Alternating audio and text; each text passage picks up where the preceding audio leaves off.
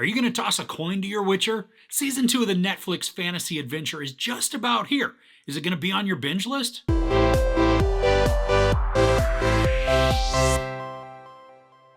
Convinced Yennefer's life was lost at the Battle of Sodden, Geralt brings Princess Cirilla to the safest place he knows, his childhood home of Kaer Morhen. While the continent's kings, elves, humans, and demons strive for supremacy outside its walls, he must protect the girl from something far more dangerous. So just like with the first season of The Witcher, I've still never played the games that this is based on, nor have I read any of the books, so I can't say how closely or not this sticks to the material that inspires it. While Season 1 had the crazy timelines for its storytelling, this one is all on one timeline, but there are still several story arcs that we bounce around to follow. Each work together to build out the world, and that's where we see a lot of the political scheming coming into play.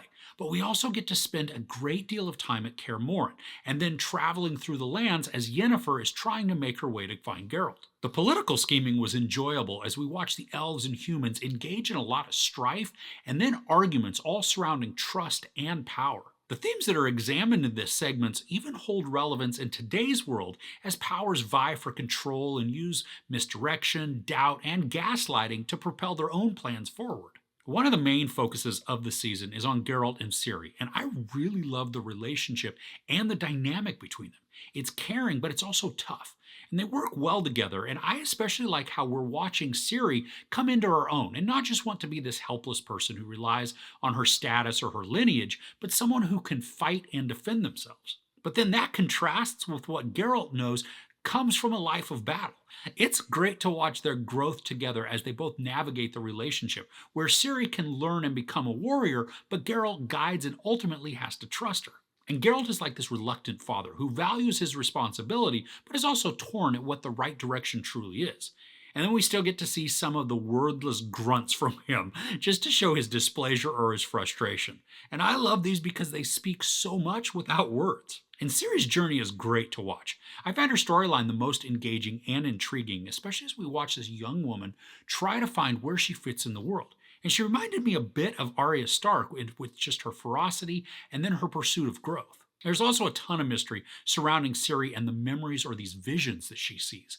They're vivid but also vague to help eke out the details just little by little, but not in some frustrating way. I mean, there's just enough info that's given to keep moving the story forward, but enough that's held back to keep us wanting more. Now, as I mentioned, there are a few storylines that we're following, even though they're all happening on the same timeline. And one of the largest is the Witcher castle or the fortress, like I had said, Kaer Morhen. Here we get to see a bunch of other Witchers, which is great to see Geralt interact with them, which just gives him more relatability because now he has a past and a history with people.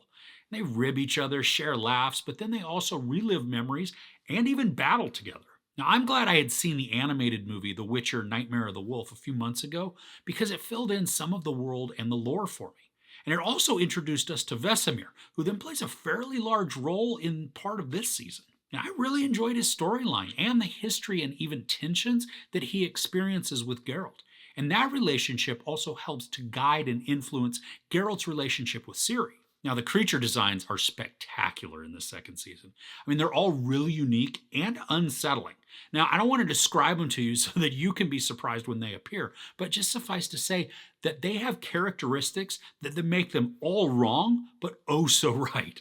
Now, in addition to the storyline with Geralt, we're also watching Yennefer try to make her way to find him after that crazy and bloody Battle of Sodden. And her journey is mysterious, trippy, it's frustrating even, and then it's very entertaining. She finds herself in several situations that are less than desirable, but because of a complication, she has to figure out new ways to adapt. And I love what that meant for her character growth. She's resourceful and even desperate at times, which is a great motivator, which then also adds wonderful drama to the story. Now, one thing that was a bit odd to me was that after about episode 3, I think, Tissaia kind of just disappears from the story for a while. And it's not weird that the narrative wouldn't put a great deal of focus on her because, with all the multiple storylines, it's natural for some to take a back seat. But the odd thing was how she and her arc were just noticeably absent for a while. Now, in the screeners I got, I only received the first 6 episodes, so there are still 2 that I haven't seen as of this recording. But the latter half of this season, to me, was much more captivating than the first half, and it even began to feel this sense of urgency as something is building towards a big climax. There's a lot of mystery involved with visions and whispers, and it was just sucking me in. Some of the action sequences are just bonkers in such a fun way.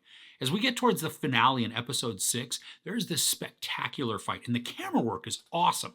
The camera flies around the action so that we get to experience it from all sorts of angles, which is then very engaging. And the camera will also follow body movements, which is another fun effect because it makes us sort of experience what the character is experiencing.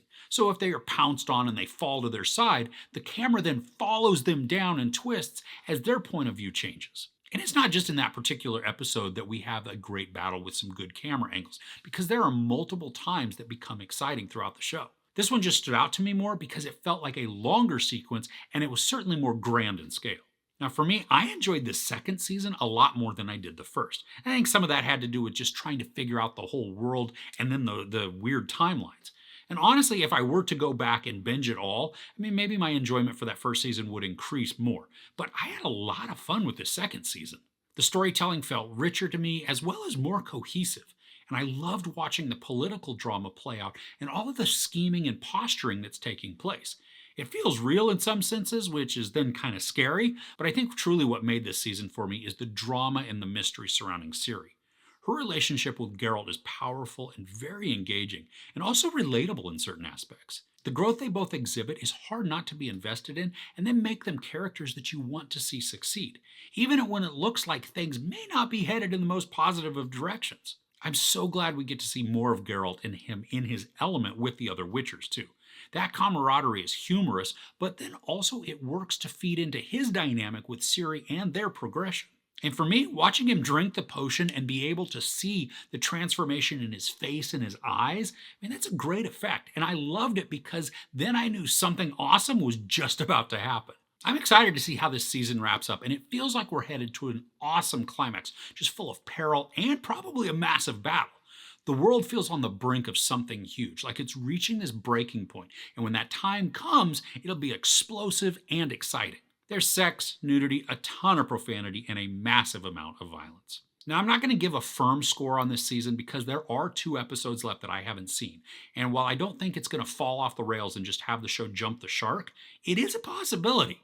But that being said, preliminarily, I give season 2 of The Witcher 4 out of 5 couches. So are you a fan of the games or the books? What do you love most about the world that's been created? I'd love to hear your thoughts in the comments below. If you enjoyed this review, please give it a like. Also, don't forget to share and subscribe. I'm Chris. This is Movies and Munchies. Thanks for couching with me.